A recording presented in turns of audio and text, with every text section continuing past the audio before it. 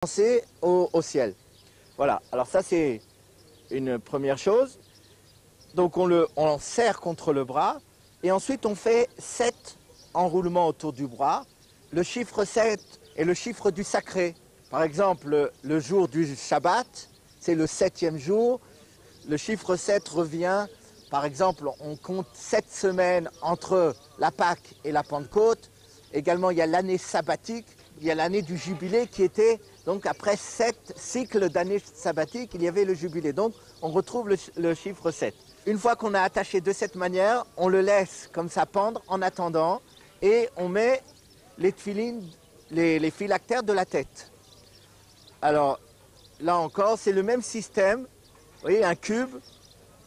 Simplement, si vous voyez la différence entre les phylactères de la main qui sont unis. Le cube, il est fermé de manière unie. Et là, il y a 4 compartiments. Et c'est les mêmes manuscrits, mais à la différence des phylactères de la main, où tous les manuscrits sont écrits à la suite, là, les manuscrits sont disposés dans des compartiments différents pour des raisons, encore une fois, qui ont été transmises par tradition orale, mais qui n'ont pas été expliquées. Voilà. Alors donc, une fois qu'on a ça, on met les phylactères sur la tête, on enfonce bien, et une fois qu'on a mis les phylactères de la tête, on enroule. C'est une sorte d'alliance que l'on fait, vous voyez, c'est comme l'anneau d'alliance que l'on fait entre Israël et Dieu. Et on récite, quand on fait cette alliance, on récite d'ailleurs le verset des psaumes, Verastirli le olam, je serai fiancé pour toi pour toujours, Verastirli tzedek ve'emuna, et je serai lié à toi par la justice. Donc c'est vraiment une sorte d'alliance que l'on fait chaque jour avec le Créateur. La bénédiction des prêtres, les phylactères, la prière. Le touriste est souvent fasciné par ces traditions et rites juifs, accomplis avec tant de zèle et basés sur l'obéissance à la loi de Moïse et sur l'amour de Dieu créateur. Dans nos prochaines émissions, nous évoquerons encore le châle de prière et ses franges, la kippa et les papillotes, le Shabbat et les Hassidim, l'amour de la Torah, la bar mitzvah et la Pâque juive, que le rabbin Guggenheim expliquera en détail devant nos caméras. L'élection du peuple juif, choisi par Dieu pour recevoir sa parole et la transmettre à l'humanité, est un mystère. Comme est un mystère cette parole écrite par les hommes, mais venant de Dieu. Face à la critique qui présente l'Ancien Testament comme un ramassis de légendes, écrites parfois par des auteurs contemporains du Christ, l'archéologie fournit des preuves irréfutables de l'authenticité du message biblique. Il y a 100 ans, les théologiens devaient se contenter des manuscrits de l'Ancien Testament qui dataient seulement de 10 siècles. Avec la découverte des manuscrits de la Mer Morte, on a fait un saut de 10 siècles supplémentaires en arrière. Aujourd'hui, nous disposons des portions de l'Ancien Testament écrites il y a plus de 26 siècles. Les croyants qui s'inspirent de la Bible peuvent être reconnaissants aux scribes hébreux qui, durant des siècles, ont pu transmettre les Saintes Écritures sans aucune altération. Dès lors que la Bible est vraie, il nous faut rechercher en quoi elle concerne notre propre vie spirituelle et notre relation avec Dieu. La Bible ne s'adresse pas aux seuls juifs. Le christianisme tire ses racines du judaïsme. L'Ancien, comme le Nouveau Testament, révèle que Dieu a un message pour l'humanité entière et que son plan de salut concerne chaque être humain.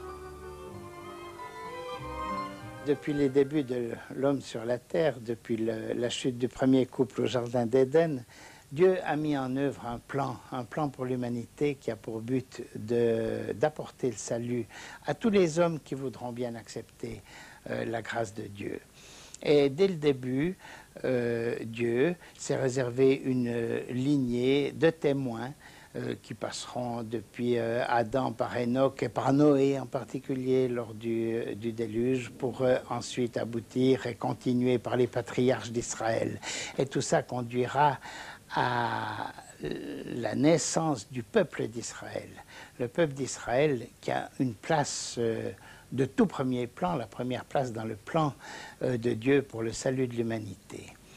Pourquoi donc est-ce que Dieu va susciter un peuple qu'il va mettre à part, qui sera le peuple élu, qu'il aura mis de côté des autres nations? Et là, l'hébreu fait toujours une différence très nette entre les nations et le peuple d'Israël. Le terme nation étant la traduction du mot hébraïque goïm, c'est-à-dire les non-juifs. Alors quand nos Bibles disent les nations, c'est les nations sans Israël. Ce sont les nations non-juives. Donc, par le nom même, Israël a une place tout à fait à part dans le plan de Dieu. Et le rôle de ce peuple, c'est de préparer la venue du Messie sur la terre, la venue du Messie d'Israël, qui sera le Seigneur de l'Église.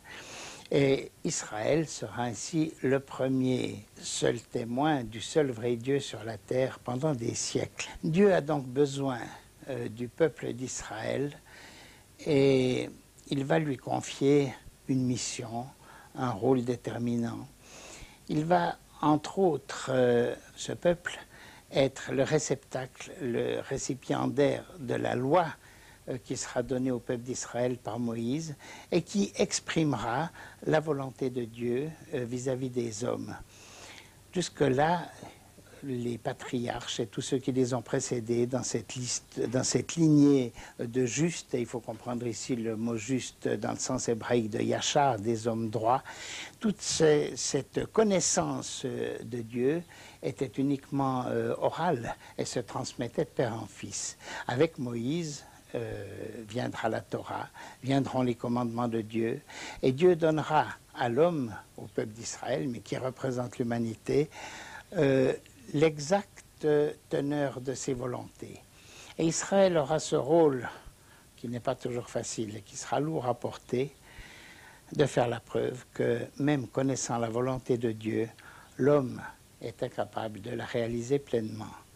Et qu'il faudra donc que Dieu fasse un pas de plus en direction de l'humanité, après lui avoir donné sa volonté par la loi, de lui donner la grâce par la venue du Seigneur Jésus sur la terre. Le Messie d'Israël est le Seigneur de l'Église.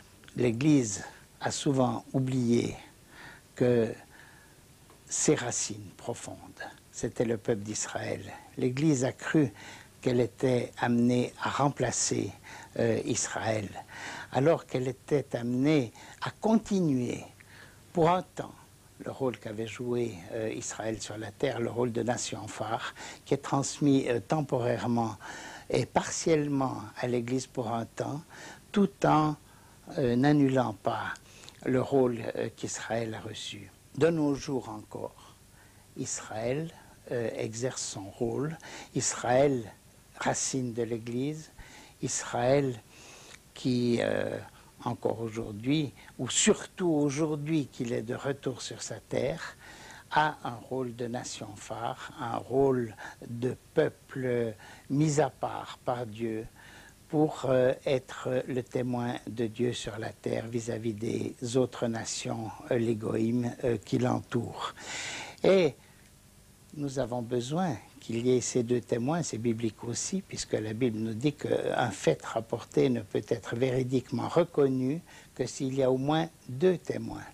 Et c'est pourquoi l'Église vient s'ajouter au premier témoin du seul vrai Dieu, et de l'Église et Israël deviennent ainsi les deux témoins du Dieu de toute éternité, qui est le Dieu d'Israël, comme il est le Dieu des chrétiens, comme il est le Dieu de l'Église, celui qui n'a ni commencement ni fin.